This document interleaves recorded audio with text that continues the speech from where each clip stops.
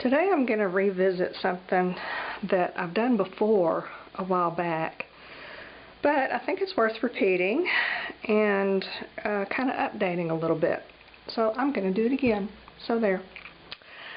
I've been calling them kind of handmade magazines.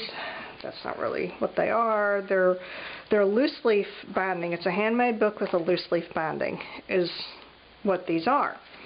Some of these I made quite a while ago when I did the first video on this, and then others I have just made recently as I've been playing with my watercolors and stuff. But I'm going to show you how to do this and why to do this. Okay. Books are usually made one of two ways. With flat loose leaf pages or with folded signatures. It's an either or for a codex type book, which is a typical book, not a scroll, not a accordion book, just a book. So let me show you, in case you're not familiar. This is a book, a journal, made with signatures. Not made by my hand. I did not make this wonderful book. But it has, as you can see, 1, 2, 3, 4, 5 signatures. That's 5 little groups of paper that's been folded in half, and each one of those little bundles is a signature. So that is one option for making a book, and with this type of page inside, there are just tons of different ways you can bind it. But if you don't want to fold your pages, you want to keep them flat, then you're limited. Real limited. Just Google loose leaf binding or something similar to that, and you'll see you've really got just a couple of options.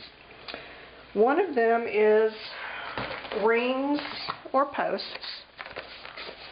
This is a book. A friend made this years ago. Years as in 2001. I've had this a while. And it's just an example of ring binding. You can also use those, rings like in a 3-ring binder. These are more of a jump ring. You can use split rings. You can use binder rings, any kind of rings. You can also use binding posts, the little screw posts that you put back in there. Those will all work. You poke holes in your sheets. You don't have to fold them. They can stay straight, and you can bind them that way. It has its good points and its bad points. Like every other binding, it's just really a matter of preference. But that is one way to bind a book with loose leaf sheets. Another way is to do a stab bound binding. I think a bead just flew off. Yeah, okay, I'll get it later. This is an example of a stab bound book. And this was a collaborative project that I was in back in 2000. So I've had it for a while, and I did not bind this one either. This one was bound by, I think it was Marcia Balonis. This is one of those where a whole bunch of people sign up, we all make a bunch of pages, we send them in, the host puts the pages together into a book, and then she even did the binding for us. I was in several of these kinds of swaps and just loved getting the books back. But this is an example of a Japanese stab binding, which is beautiful. The stitching, there are so many different variations of stitching that you can use on these. And they're just beautiful. I really do love them. And they're really good for, these are not folded sheets. They're all flat. But it does have its drawbacks. Usually, the binding part of it's fairly wide because the stitches are decorative. So you've got to hinge your covers front and back, which is not a huge deal. But it does make the book a little bit hard to negotiate, It doesn't lay flat, which I don't think every book needs to lay completely flat unless, it's a working art journal that you require complete flatness. That was my page. I was really into the spray webbing back then. That was my spray webbing phase. Yeah. But, yeah, in general, this is not my favorite binding just because it limits you as to what you can do with the book because of the way the pages are. This is great for, you know, pages that are already done like this. These pages were already done and then compiled and bound, but not so good to bind it and then decorate your pages. That will cause you a problem. But that is an option for binding loose leaf pages. Other than that, that's about it, unless you get into the professional book binding. Okay, here's an example. This book, this is a codex book. It's regular, you know, book form. It's not a scroll. It's not a concertina, so it's called a codex. This is called a case-bound book, a case binding. And what that means is the book block, which is this big chunk of pages, you know, the meat of the book block is assembled separately from the cover or the case. So that is a case-bound book. Most commercially produced hardbound books are case-bound. Some of your nicer leather-bound books, they're the, you know, the ones they usually have the ridges along the spine. That's different. Those are not case-bound because the leather is the cover is constructed around the book. It's not constructed separately and then attached. With a case-bound book, the cover is constructed separately and it's usually attached by the end papers. And we talked about these in a video before, that these are the end papers, front and back. And this is the free end paper or the loose end paper. And this is the attached one. And it's one single sheet. And this is what attaches the book block to the case or the cover. This is the flyleaf that goes with the end paper, remember? So that's what that is. And you can't really see down in here, but if you could look down in there, and if you've taken books apart before, you will know that when you pull out this book block, that you can see these are a bunch of little signatures. You can see their little groups here. They are stitched together. So this is not really a good example of what we're going to do today, the loose leaf binding, but it is an example of how the pages are stitched together separately and then the cover is attached to them. And a lot of the times when you see those done like this, whether they're signatures or loose leaf, they are stitched back there with a whip stitch. Not so much in commercially produced books because they're done by machine. They have their own little way of doing it. But I'm talking about handcrafted, fine books. You know, books that you pay hundreds of dollars for someone to professionally bind for you. Those you will find whip stitched along the spine down in there. That's what we're going to do today, is whip stitch. And I'll show you. That's really, other than stab binding and rings or posts, that's pretty much your only option for loose leaf sheets. And I've been wanting to bind loose leaf sheets because of this. Because I just keep taking magazines apart and then watercoloring on them for no good reason. Other than it's fun. But you know, I don't need hundreds and hundreds of painted magazine papers laying around, so I had to do something with them. Before I get too far, I have to show you this. I did this one last night or yesterday. Well, over the weekend, really. This is one of those Moleskine Cahier books. That's C-A-H-I-E-R, pronounced Cahier. It's just their little paperback booklet thing that they have. And this was an old one, and I had all kinds of notes and stuff written in about the front third or quarter of it. And it was just stuff like grocery lists and notes from work from several years ago that I didn't need anymore. And a lot of the times what I'll do is just rip those pages out and use the rest. But this has so few pages to begin with, if I had ripped out the pages that I had written on, there wouldn't be much left. So I left them in, and then I just threw my watercolors at them, literally, and just used a lot of black to cover up the writing that was on there. And I don't know what I'm going to do with this, but I'm kind of planning to go back in and maybe either doodle in it or journal in it with a white pen, you know, like a white gel pen or white paint pen. So I think that would look really good on these dark pages. But these are just yummy. Absolutely yummy. And I love it. And it held together fairly well. Obviously it got extremely wet with all the watercolors. And in these cahiers, about the last, I don't know, 15 pages, 10 or 15 pages are perforated so that you can pull them out easily, which makes them fall out easily. I lost two. Two fell out, so I used them as my end papers on the insides of both covers. And the outside cover is a couple of paper towels that I used while I was watercoloring. I used to wipe my brush on and clean up watercolors. So yeah, that was fun. That was easy. But that's what I've been doing, and I have a lot of these loose sheets to bind, so we're going to make some of these. What you're going to need are some sheets of paper.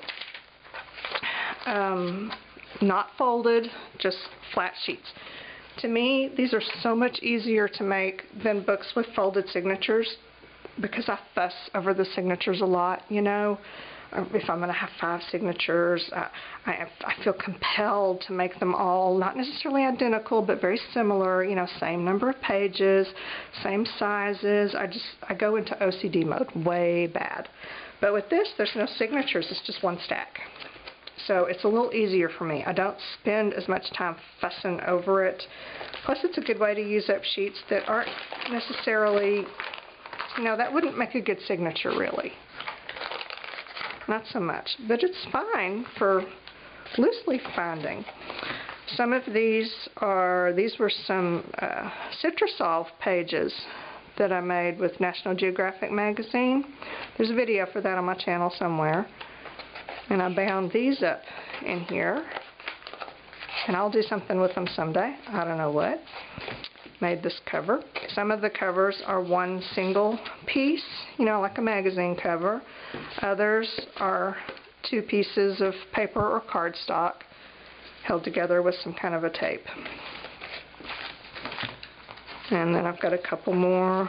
I think these were my reject pages from the Citrusol project. You know, you always end up with some pages that nothing really happens on them, or they don't turn out good. So that's what this is, and I'll probably use this book as my brush cleaner book, you know, just a collage-y brush cleaner type journal. This one I think is the same. Yeah, it's kind of a weird, not so impressive Citrusol pages that I experimented with. So that's what I have. And here's what you do. Okay. First off, you need a stack of papers. Here's some that I've put together. These, I had a bunch of these. I had a bunch of old art magazines, Somerset Studio, and a couple other of those Stampington magazines, and I didn't want to keep the whole magazine.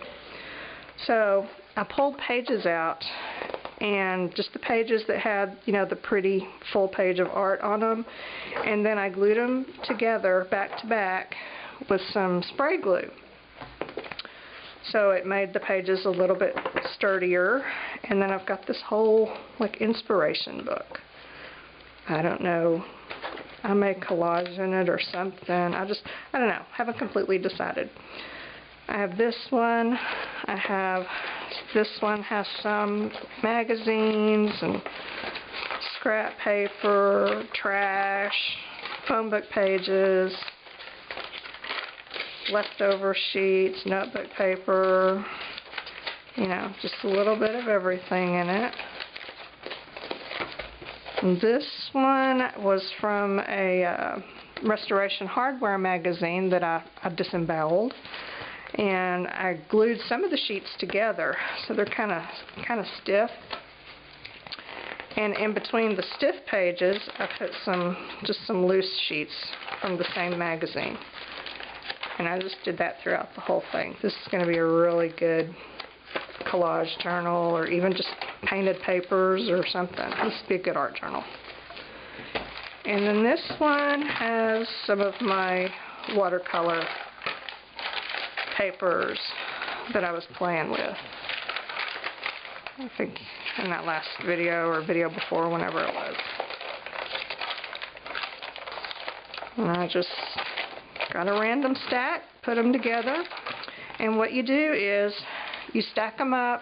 You want one edge as neat and straight as you can possibly get, because you're going to glue it together. To me, this is the hardest part of the whole dang thing. None of it's hard. This kicks my butt, and I'll tell you why. And it depends on the papers, really. If you're using slick magazine pages, well, more power to you. Good luck with that. I used them, and it just drove me nuts, like this. These are not as bad, but you do want to stack them up. Okay. See, the bottom edge is going to be your neatly stacked one. Stack them up. Nice and even, just like that. Then you need some way to hold them together, to clamp them together so that you can glue them. If you have a large flower press, that would be ideal. If you have a book press, call me, because we need to be best friends, because I got to borrow that sometime. If you don't have any of that, and I don't, then you can make do with a couple of pieces of scrap wood, like this, and some clamps. I have 4. And I think some C-clamps or some of those long furniture clamps would actually probably be better, but this is what I have. It's what I'm using, and it's working okay. But you just want to stack these up, get them as even as you can across the edge, and that it is really important that they're as even as possible. And getting them even is not a big deal. It's keeping them even while you get them clamped. That's the beast. Because you got to put them in here, and you want the edge of your pages to stick out beyond the edge of your wood or your whatever you're using to clamp them. You want them to stick out about maybe like 1/8 of an inch, 1/4 of an inch, and that is just kind of hard to eyeball. I kind of do it by feel on the other side.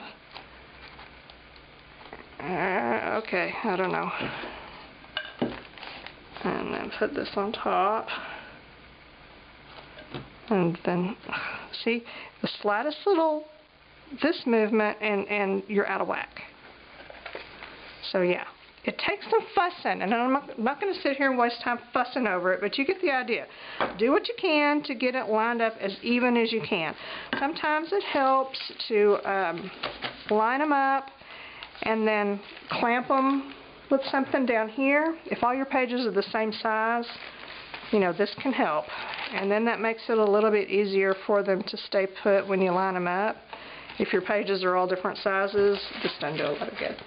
But anyway, get them even and into some kind of a press or between 2 pieces of scrap wood. I have used in the past, I have used 2 rulers, wooden rulers. I've used paint star sticks. You can find something around your house or garage that you can press these down with. I'm confident that you can. You want them to stick up about 1/8 of an inch beyond the edge of your device. And then you want to clamp them. And here's what I do. After much, you know, proofing and readjusting and cursing and eye rolling, get them to where I think they ought to be. Put the clamps on. See, that's really kind of sticking up a little bit too far.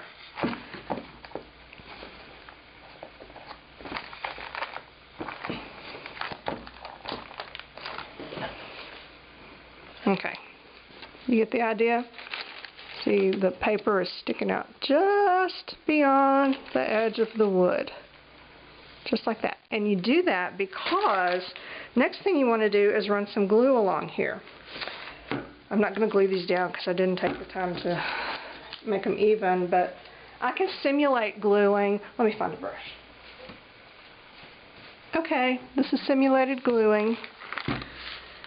What I usually do, I start with a line of Elmer's or PVA, any kind of white glue, cheap white glue.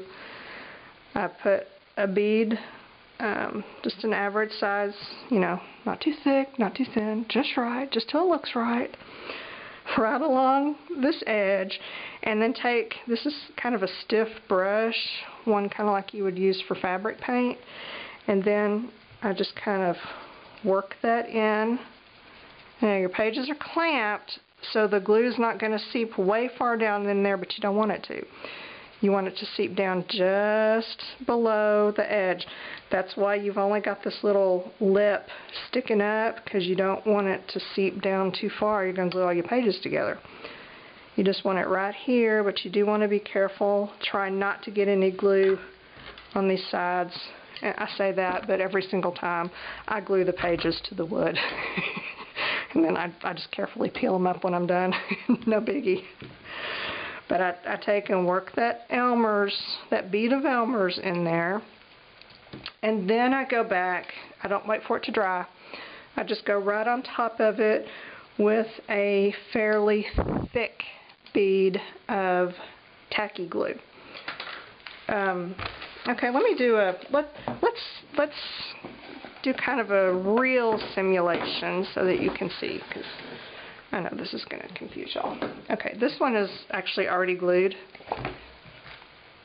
Let's pretend like it's not.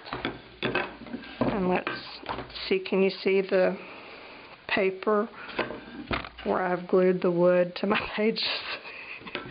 It happens. What are you going to do? Okay, let's pretend like this one is not already glued. And let's clamp it down. I've got it too far. There.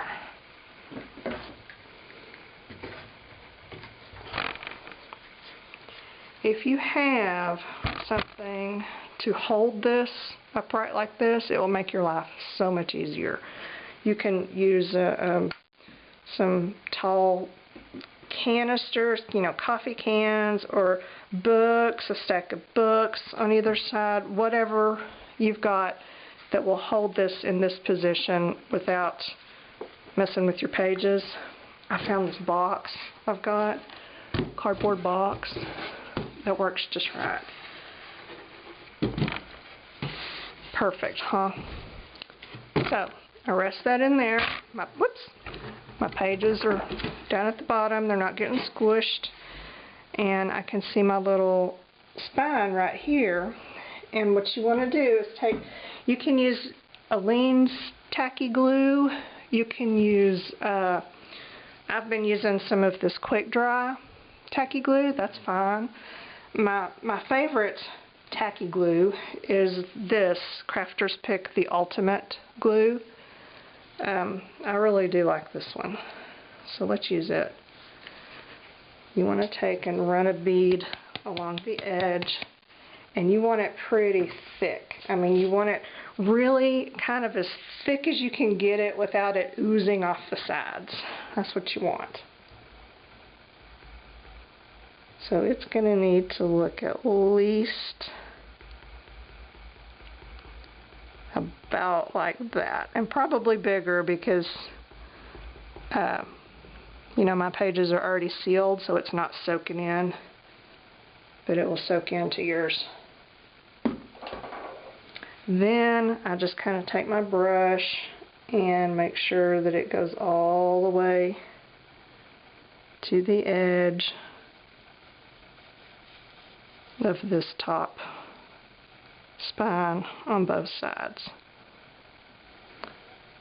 Okay, once your edges are covered good, then just kind of go along the top and make sure it's nice and even. You don't have any skinny spots. And then I usually take the end of my brush, just go along here, wipe up any excess paint that got down the side there. Or not paint, glue. Just like that. Now, you want to leave this alone. I usually leave it overnight. If I don't leave it overnight, I tend to try to mess with it too soon before it's completely set. So that's, you know, that's just me. Leave it for several hours or overnight, because this is a thick line of tacky glue. It's going to take a little while to dry. Now, in addition to gluing, we're going to sew. And you might ask, okay, can I do one or the other? Can I just glue or can I just sew? Well, sure you can. Your binding is not going to be as strong, but if you just want to cut corners like that, I can't stop you. Basically, is what I'm trying to say. You know, yes, you can just glue, and your pages are going to be very susceptible to falling out. These are just glued, and some of them I missed. They didn't get in the glue, you know, because they weren't lined up exactly right. So there's that. And then if you open it out flat, you know, break the spine or whatever, crack the glue, you're going to lose a page. So there is that. Can you just sew it and forego the glue? Yes, you can. Again, just sewing. I have some sewn.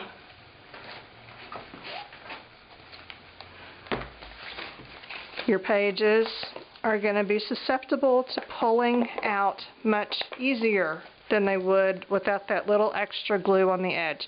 It is worth the time and trouble that it takes to run the bead of glue. Trust me on this, because I've done it both ways and I've not been happy. You have to do it, if you do it both ways, the glue and the stitching, then you are much less likely to have any pulling out.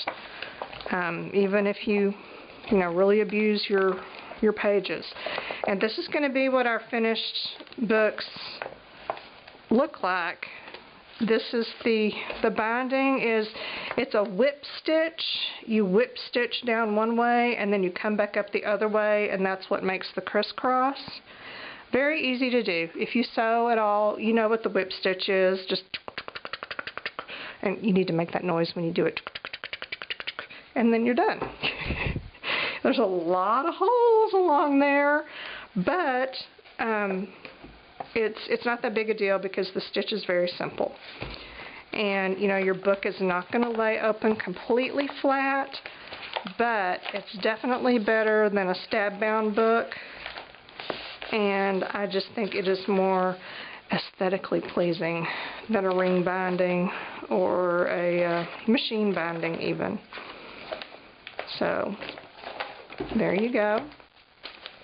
When your little pages are dry, you've waited overnight and your glue is dry, and you end up with this, then you just want to measure off along the spine and put a mark about every ½ inch. Now, I think I've done one.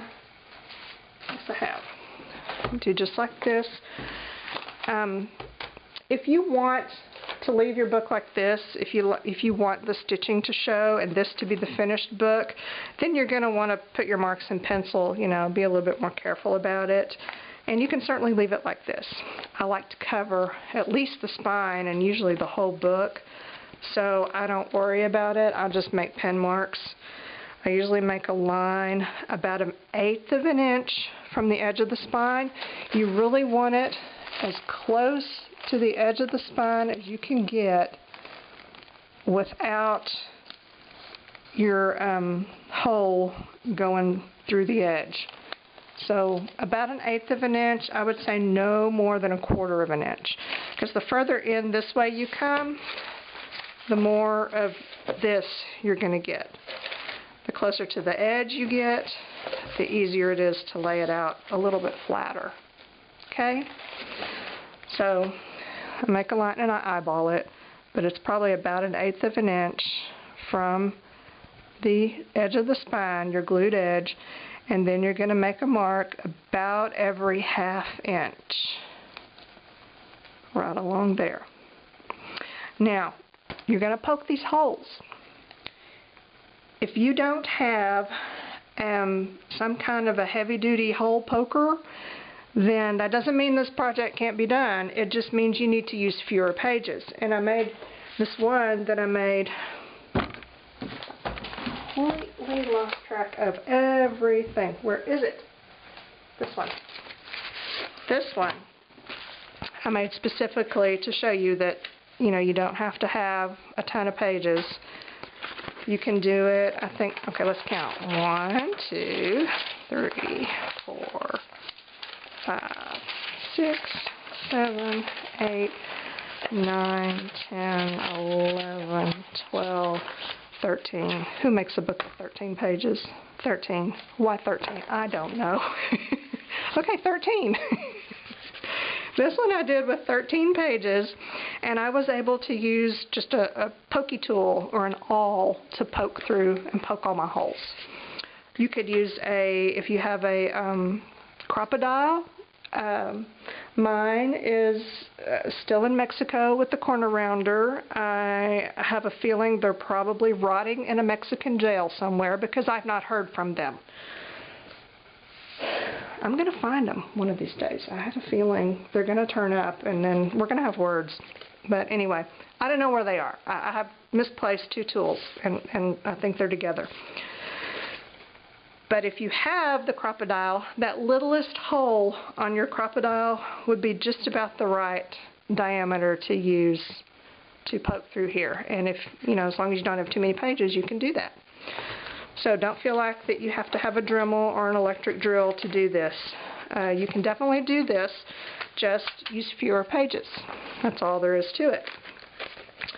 Now, if you do have an electric drill, you can use tons of pages. These, I think this one has about 50 pages. Another one of these has 50 pages. And that is one thing that I really love about this, is that, you know, you can whip out a 50-page journal in no time. Where if I did a journal with 50 pages in signatures, oh my gosh, it would take me forever to assemble and fold and froof and I would just drive myself insane. So you can crank out some nice thick books fairly easily this way. Okay, draw your line, mark your 1/2 inch spaces, and then poke your holes. You're going to need the holes to be a little bigger than they would for just a normal book binding. I guess it might be helpful if I knew how big those holes were. Let me find my bits and see if I can tell which bit I used. Hang on. Okay, it looks to me like it is about, like that one? I think so. That one is 3 32s. Okay, whatever. 3 32s, and you could even probably go a little bit bigger. 7 64s might be okay. 1/8, I think is going to be too big. So how about smaller than an 1/8, bigger than a 1/16? Okay, somewhere in that range is probably what you need. And the reason you need it to be a little bigger than your normal holes is because you're going to be going through these several times. You need space in there. You can use a Dremel. You can use a regular drill. You can ask your husband to do it for you. But if you have a drill or a Dremel in your house, I really, really, really encourage you to learn how to use it if you don't already. We girls, we need to know how to use power tools. You know, we don't need to know how to build the whole house, but we should have a basic knowledge of how to use our power tools. So if you usually rely on your husband for that, ask him to teach you. You can do this. Trust me, I can do this. I'm very awkward and accident prone, and I can do this. So you can too. Yes, they're loud. Yes, they're scary. You'll get over it. I promise.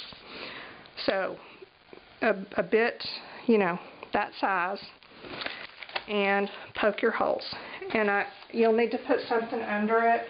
I use another piece of scrap wood. You can see it's got my little drill holes in it. And then I just drill down into it, just like that. And, you know, like I said, if you're putting a cover over your spine, this does not have to be perfect. Just try to make sure that there's enough space between the hole and the edge of your spine so that your thread doesn't pull through. And you can see how not straight these are. There's plenty of space between the hole and the edge down here, but up here it's right up next to it. And that's alright. That'll be fine. So next thing is just to stitch it up. You're going to you'll need a really sturdy thread. I recommend wax linen. If you don't have wax linen, use some kind of sturdy cotton thread. And you're going to want, let's do 6 lengths.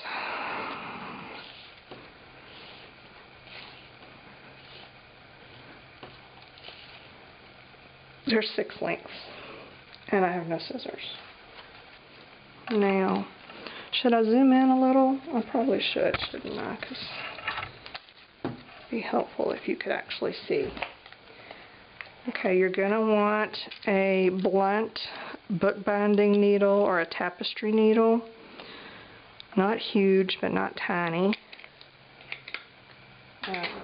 You don't want it too big because these holes are going to get really tight the more we go through them. And I usually end up having to ditch my last stitches. Let me show you. You can probably see it on this one better.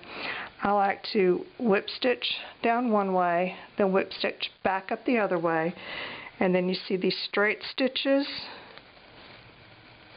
Go back down with a straight stitch. And then I should come back up and do the straight stitches back up to fill in this gap.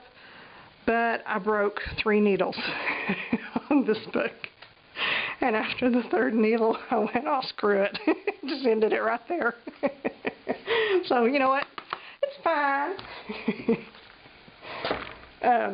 Yeah, so improvise. Sometimes you're forced to improvise. You can start at the top, at the bottom, doesn't matter. You can start going down through the front or up from the bottom, doesn't matter. I usually start at the bottom and I come up from the back. So, bottom hole, up from the back. And I'm going to leave a fairly good sized tail, maybe 4 inches. And I am going to clamp it so that I don't pull it out. Now, oh, I said I was going to zoom, didn't I? Okay, hang on. Okay. We came up through the bottom. Now we're going to go, this is the whip stitch. We go around the spine and then up through the very next hole.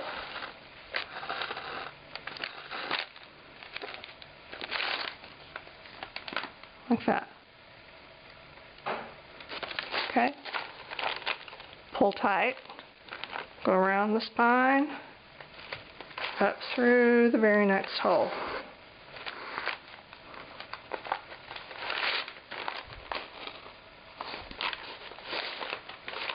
Got it?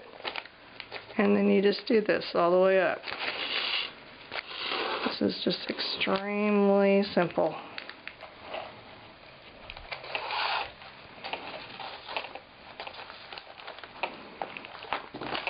Okay.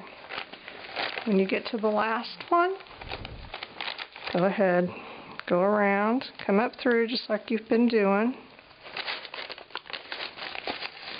See, if we didn't have this glue on here, I could very easily have pulled this thread clean through that stack. Now, when you get ready to go back down, what I like to do is, instead of immediately turning and going back down, I like to go around the end just to kind of secure this end. So take this one, go around, come up through.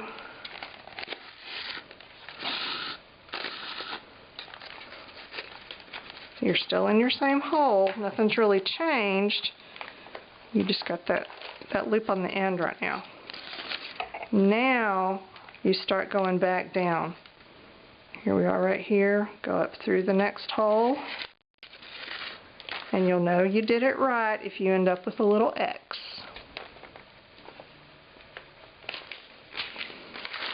And just keep going.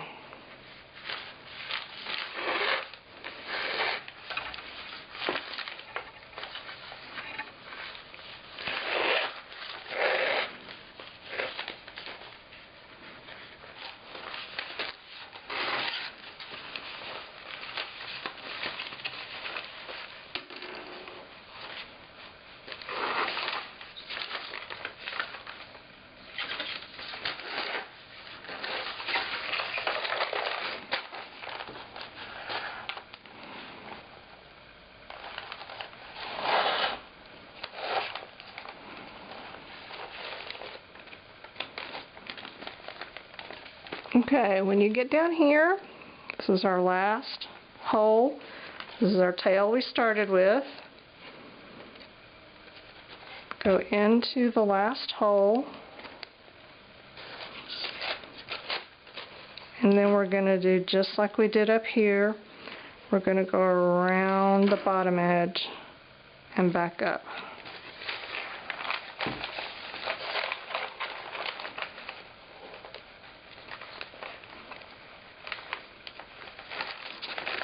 Just like that.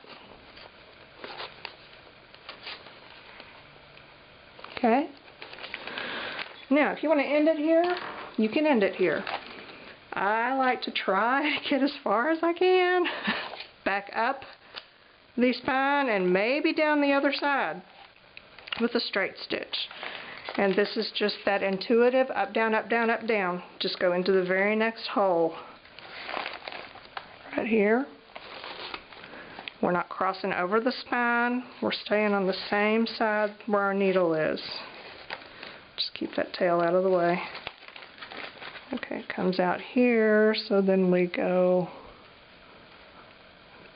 back up in the very next hole. Down in the next hole. Pull tight. And then up through the next hole. And my needle's going through easy, so I might be able to get down both sides this time. That would be a nice change. And if you want a nice thick book with 50 pages and you have no way of poking holes through that many pages, you can pre-punch your holes before you glue together. You know, just punch them in small batches, make you a template and do it that way. You just need to, when you glue your pages together, just be very careful. Make sure that all your holes line up. And then once you're done gluing, you'll already have your holes. You can immediately start sewing. So that is an option for you. Okay, this is my last stitch on the front for my straight stitches, right? Now I'm going to go back down, and you can see there's kind of a space where you need to go next, right? See that space? So that's where I go next. And then when we get through, we're going to have solid stitches all the way down instead of every other stitch. Make sense? So you can see there's the space right there that we need to fill, so we go down that one. But you see how many times we've gone in each hole? That's why it needs to be kind of big.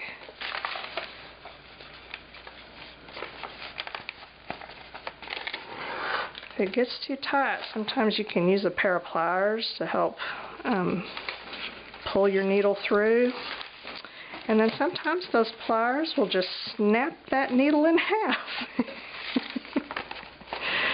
Yeah, trust me on that one, I know for sure.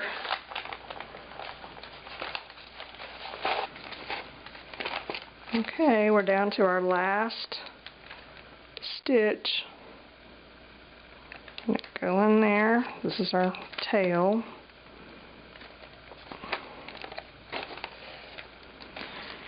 Now, all you need to do is tie off. Okay, 6 links was a little much, but every time I do 5 links, it's not enough, so there you go. To tie off, I've done it a couple different ways. Was it this one? This one I tied them off separately, and I think I liked it better than this.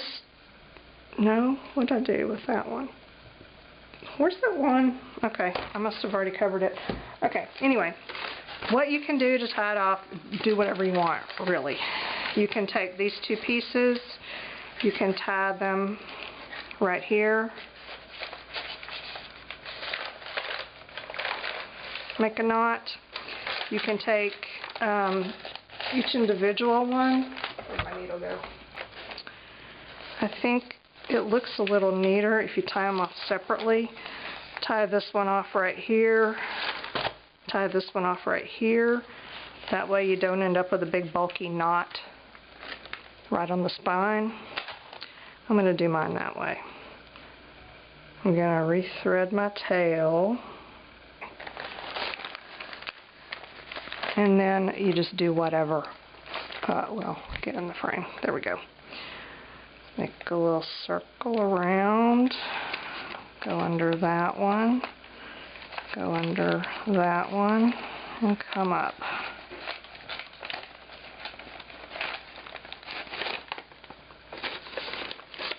Let's do it again.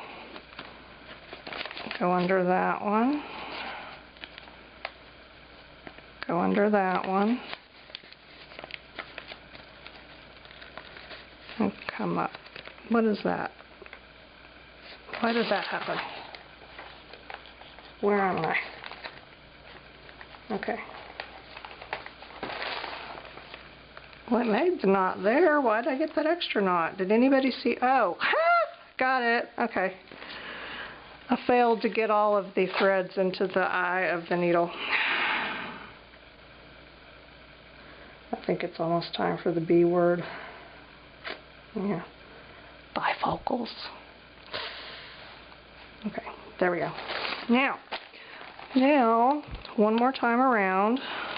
Go in through there. Go around through there. And then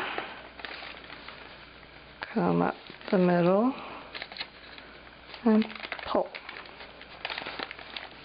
There you go. So you get a neat little knot right there. And I still have no scissors. Okay. Turn that off. Do the other one. Okay. Let's go under. Can you see? No, you can't. Go under that one. And it doesn't matter, you can go under those two, or it doesn't matter. Just find something to go around. Go under that one.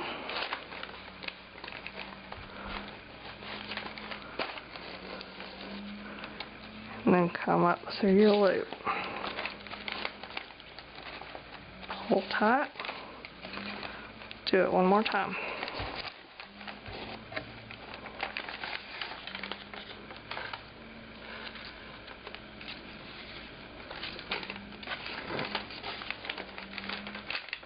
Pull tight. Cut it off just a smidge above the knot. And then squish it down because, you know, it's wax linen. It's squishy.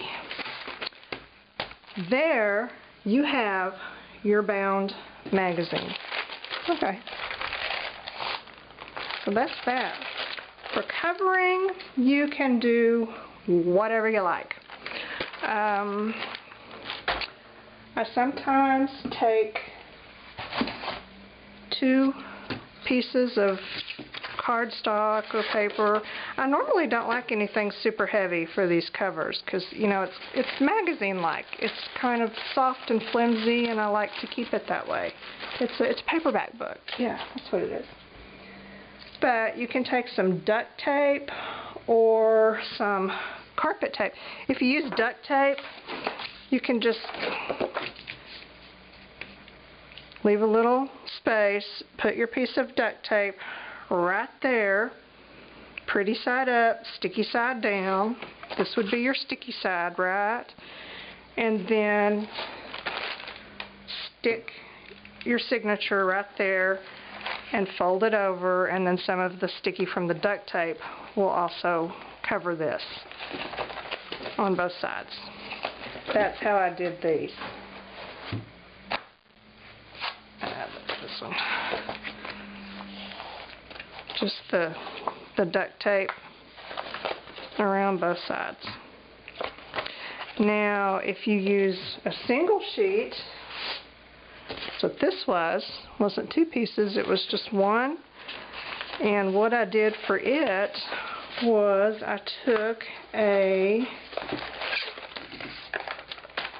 large piece of paper like this, painted paper, you know, this size, because this starts out as usually a magazine cover like that, or one of those staple bound magazine brochure things, you know, that you get in the mail all the time. Take those staples out, and then you end up with sheets this size, and then you can paint on them, and they make fabulous large book covers. But what I usually do for that is take a strip of carpet tape. That's what this is, double-sided carpet tape, which is super, super sticky. Any kind of super sticky double-sided tape. And run it down the middle, right here. Peel back your release paper, you know. And then put this down on the sticky, and then bring your covers up, and you'll still have some of the sticky that comes over and covers your binding, like that. Make sense? Sure it does. So there you go. There is how you can take apart a magazine to make a whole new magazine. And okay, I thought, really, Shannon, this is such a huge waste of time. Just use the magazine like it is. So I started doing some painting and kind of art journaling in just a regular magazine. Doesn't work. Pages fall out like that. It did not make me happy. But magazine paper makes me very happy. Magazine paper that has been wet with something and then dried makes me very happy. It just has a lovely sound, and I could just flip through this all day. Let me end with a little you know, those creepy sound videos that always make me feel like I need a shower after I watch them, even though I love crinkly sounds. I can't do those videos. So I'll do one that's hopefully not creepy.